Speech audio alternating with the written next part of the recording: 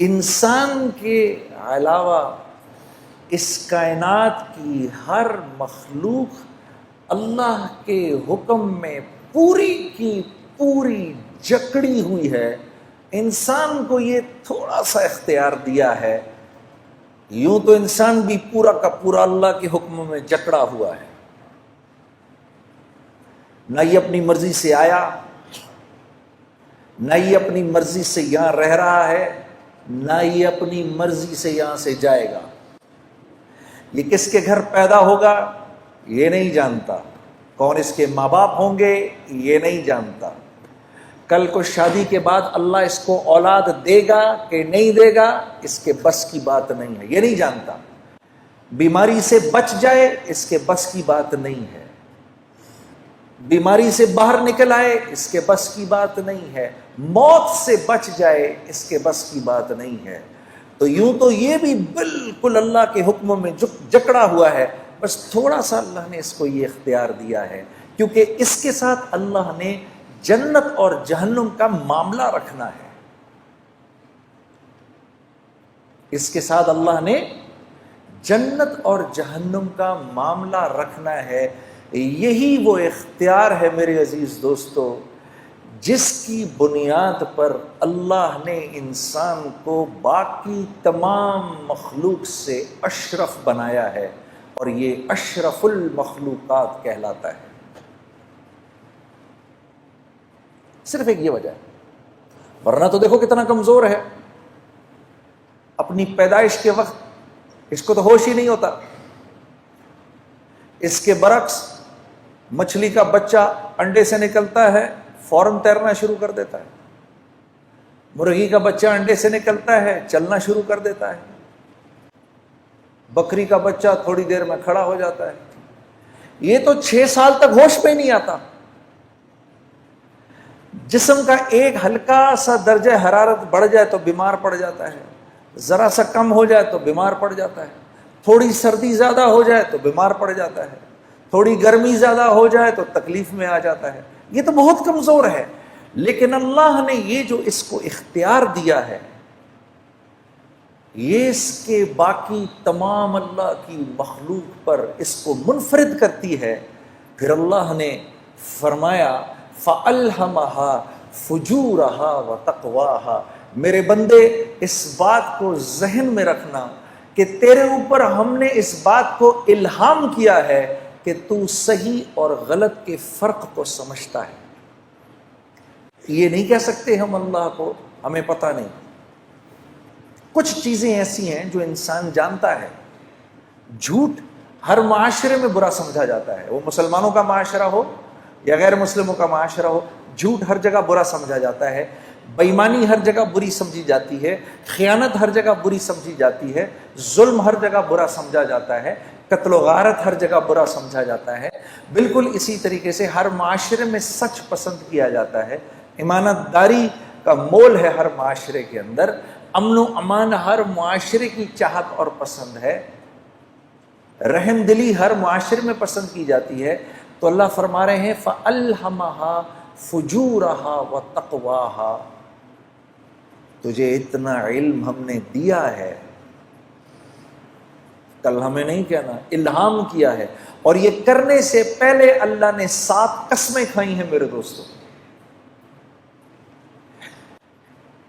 اللہ کو تو قسم کھانے کی ضرورت نہیں ہے، لیکن کیونکہ اللہ اپنے بندے کی فطرت کو پہچانتے ہیں، قسم کھائی ہے. 7 قسمیں کھائی ہیں، زمانے کی اور وقت کی قسم کھائی ہے، کیونکہ اللہ جانتے ہیں میرا بندہ وقت کی اس کے ہاں قیمت ہے. ہم نہیں کہتے میرے پاس وقت نہیں ہے، تو اللہ جانتے ہیں کہ وقت کی اس کے ہاں قیمت ہے. تو قسم کھائے وَالشَّمْسِ وَضُحَاهَا وَالْقَمَرِ إِذَا تَلَاهَا وَالنَّهَارِ إِذَا جَلَّاهَا وَاللَّيْلِ إِذَا يَغْشَاهَا وَالسَّمَاءِ وَمَا بَنَاهَا وَالْأَرْضِ وَمَا طَحَاهَا. 6 قسمیں تو وقت کی کھائیں کہ مجھے سورج کے نکلنے کی قسم، اور پھر چاند کی تمازت کی قسم، اور پھر دن کے اجالے کی قسم، اور پھر رات کے چھا جانے کی قسم، اور پھر اس رب کی قسم عجیب کہ جس نے آسمان کو بنایا اور تخلیق کیا، اور کیا ہی بات ہے اس رب کی، اس کی قسم کہ جس نے زمین کو بچھایا اور پھر ساتویں قسم آپ کی کھائی اور کہا میرے بندے مجھے تیری جان کی قسم، اور اس رب کی قسم جس نے یہ خوبصورت انسان بنایا ہے، فَأَلْهَمَهَا فُجُورَهَا وَتَقْوَاهَا۔ جو اختیار تجھے دیا ہے وہ کسی کو نہیں دیا۔ لو انزلنا هذا القرآن على جبل لرأيته خاشعا متصدعا من خشية الله۔ جب ہم نے اس قرآن کو پہاڑ پر اتارنے کی کوشش کی، کتنی مضبوط چیز ہے،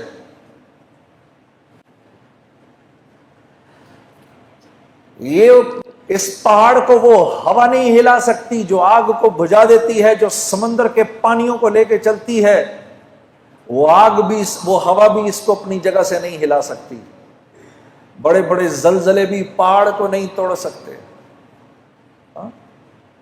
اس پہاڑ نے اللہ سے کہا یا اللہ یہ قرآن میرے اوپر نہیں اتارنا، میں تیرے حکم نہیں پورا کر سکتا کیونکہ میں تو تیرے حکم میں جکڑا ہوا ہوں۔ انسان نے کہا اے اللہ ہم پر اتار، ہم تیرے حکموں کو پورا کریں گے۔ تو یہ ذمہ داری لیے بیٹھے ہیں میں اور آپ۔ قد افلح من زکاہا، اللہ فرما رہے ہیں میرے بندے اگر تو نے اپنے نفس کو، اگر تو نے اپنی خواہشات کو میرے حکموں کے تابع کر دیا تو تو کامیاب ہو جائے گا۔ کیونکہ یاد رکھ نفس پر تو چلنے کے لیے نہیں ہے، نفس پر جانور چل سکتا ہے، کیونکہ جانور کو تو ہم نے کوئی اختیار دیا ہی نہیں، وہ تو اچھائی اور برائی کو نہیں سمجھتا۔ کتے کو کل اللہ پکڑ کر جہنم میں نہیں ڈالے گا کہ تو نے فلاں کی ٹانگ کیوں پکڑی، وہ کہے گا یا اللہ تو نے مجھے جس فطرت پر پیدا کیا میں نے پوری زندگی اس فطرت پر گزار دی،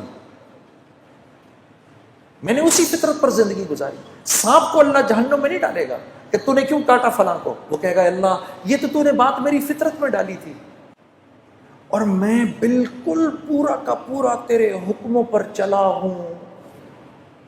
شیر کہے گا اے اللہ میں نے کبھی گھاس نہیں کھائی، میں نے کبھی پھل نہیں کھائے، وہ تو نے انسانوں کے لیے بنائے تھے، میں نے کبھی سبزیوں پر منہ نہیں مارا کیونکہ وہ میرے لیے تھا ہی نہیں، میری تو جو تو نے فطرت بنائی میں اسی فطرت پر چلا۔ بکری اللہ سے، گھوڑا اللہ سے، اونٹ اللہ سے کہے گا یا اللہ ہم نے کبھی گوشت کو منہ نہیں لگایا، جو تو نے گھاس پھوس ہمارے لیے بنائی ہم نے وہی کھائی۔ یہ میرے اور آپ کا معاملہ ہے میرے دوستو، ہم اپنی مرضی پر نہیں چل سکتے۔ یہ وہ بات ہے جو میں آپ کو بتانے آیا ہوں، کیونکہ آپ کا ایک مقام ہے، آپ اشرف المخلوقات ہیں، آپ اپنے نفس پر نہیں چل سکتے۔ اگر نفس کہہ رہا ہے کہ سوتا رہے فجر گزرتی ہے تو گزرے، یہ آپ نہیں کر سکتے۔ چلو ایک سیکنڈ کے لیے صرف سمجھانے کے لیے ہم آخرت کی نہیں دنیا کی بات کرتے ہیں، سمجھانے کے لیے۔ جب آخرت سمجھانے لگو تو پھر اگلا کہتا ہے ارے مولانا یہاں کا بتائیے کون جیتا ہے تیری زلف کے سر ہونے تک، آخرت تو جب آئے گی تب آئے گی، دیکھا جائے گا، ابھی یہ بتائیں میں دنیا میں خوبصورت زندگی کیسے گزاروں۔